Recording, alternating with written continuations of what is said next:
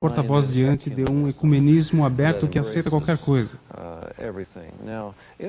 O interessante é que Gorbachev fez as mesmas coisas. Disse que a tolerância é o alfa e o ômega da nova ordem de globalização. Entenda bem, ele foi batizado na igreja ortodoxa como cristão. Ele sabe que Jesus declara ser o alfa e o ômega. É um tapa no rosto de Jesus que declarou: "Eu sou o caminho, a verdade e a vida."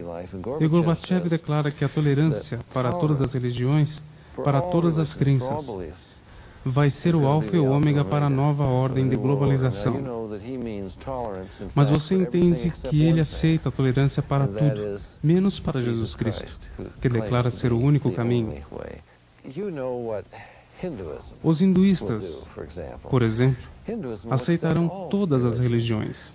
Chamamos isto de o abraço que sufoca. Nós aceitamos Jesus, dizem eles. Mas quando aceitamos Jesus, ele já não será o Jesus da Bíblia, mas sim um hindu, avatar, apenas mais um dos muitos caminhos. Esta é a tolerância na qual estão falando. Esta é a destruição do cristianismo. E não faz sentido algum. Eu quero dizer, eu não gostaria de comprar pão de um padeiro que diz: "Não se importe com o que colocamos dentro do pão, pregos, grama, qualquer coisa. Não precisamos seguir uma receita." Ou o médico que apresenta um diagnóstico e pergunta: "Então, qual é a sua escolha?"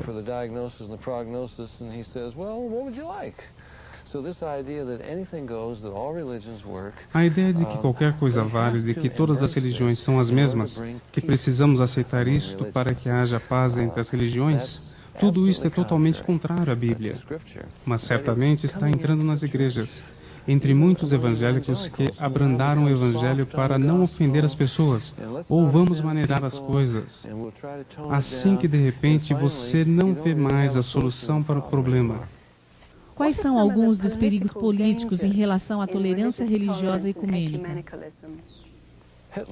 Adolf Hitler, por exemplo, dizia ser um cristão do cristianismo real, o cristianismo positivo. Socialismo nacionalista é cristianismo positivo. E assim como Saddam Hussein, que invoca o nome de Allah, Hitler invocava o nome de Deus em suas declarações. Nós pedimos as bênçãos do Todo-Poderoso sobre nossos esforços. Se você não define quem é Deus, se você tem um Deus vulgar, uma força qualquer, que não tem princípios, não pode haver uma verdade definitiva, fazendo disto uma saída para quase tudo que se inventa.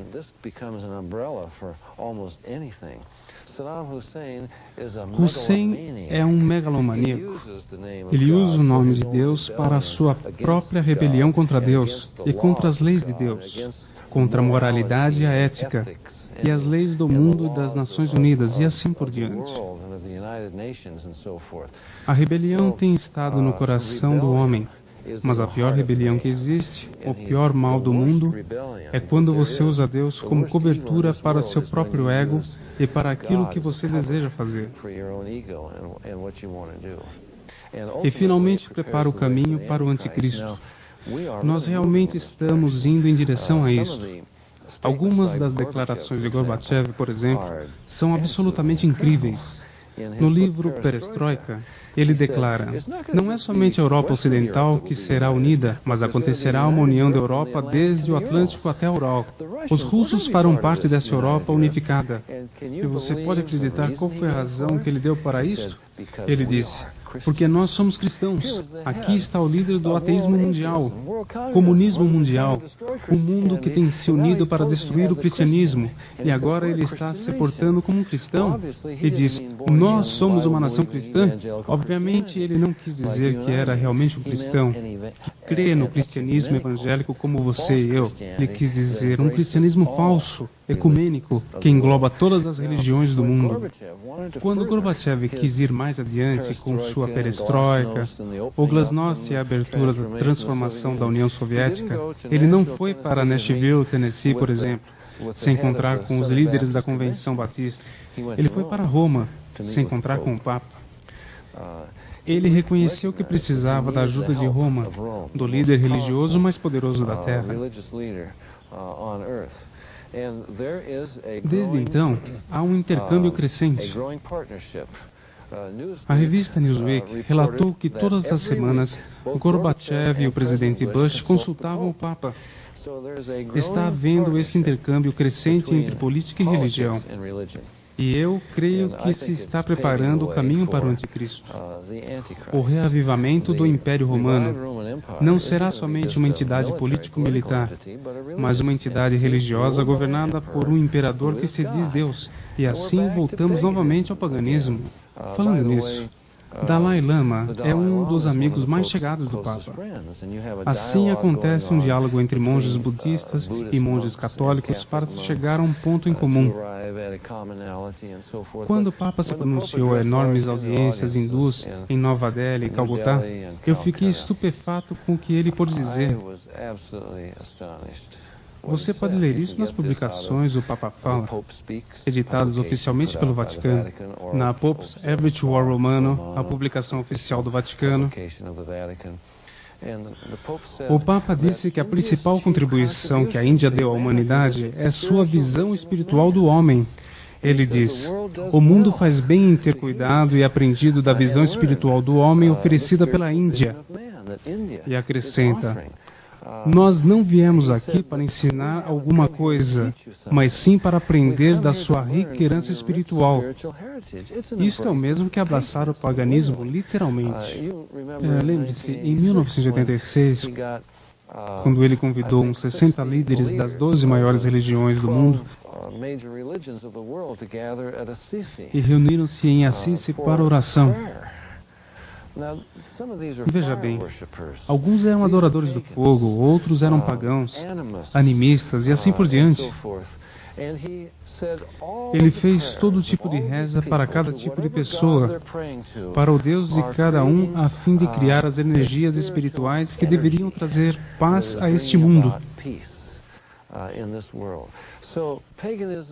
Assim, o paganismo invade a igreja episcopal,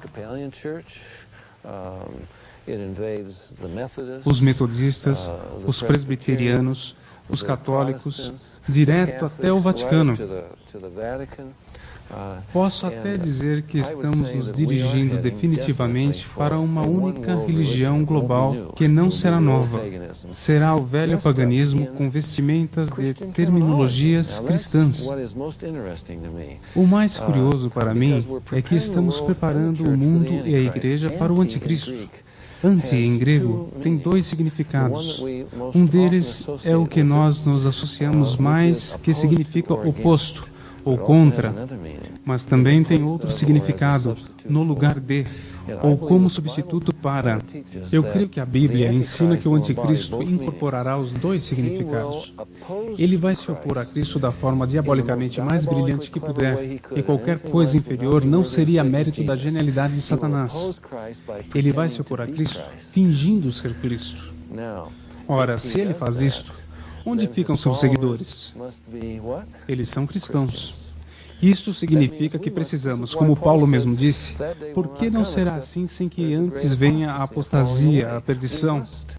O que estamos vendo neste mundo é um tipo de cristianismo que aceita todas as religiões, incluindo o paganismo. Um cristianismo que pode ser aceito pelos budistas, hindus, muçulmanos, adoradores do fogo, animistas, todos os tipos. Eu creio que tudo isto vem sob o falso título de cristianismo, que todas as religiões serão unificadas e eles adorarão o anticristo como Deus. Agora veja como isso é interessante. O muro foi derrubado. É incrível o que aconteceu. O muro de Berlim foi derrubado. A Alemanha Oriental é, de repente, reunificada com a Alemanha Ocidental. Todos diziam que isso não aconteceria se tivéssemos que esperar por mais 100 anos. Agora temos a Hungria e a Polônia e a Tchecoslováquia. O Pacto de Varsóvia foi dissolvido. A Rússia diz: nós queremos fazer parte disso. E no final vamos todos ver uma nova e única religião global a ser desenvolvida. Qual era a religião do Império Romano? Em primeiro lugar, era o paganismo. Mas a Bíblia diz que haverá um reavivamento da religião. Eu creio que o anticristo será, de fato, o novo imperador, o novo Constantino que governará no novo Império Romano. É por isso que vivemos esta decadência de valores. Vai acontecer esse cristianismo falso. Teremos, na realidade,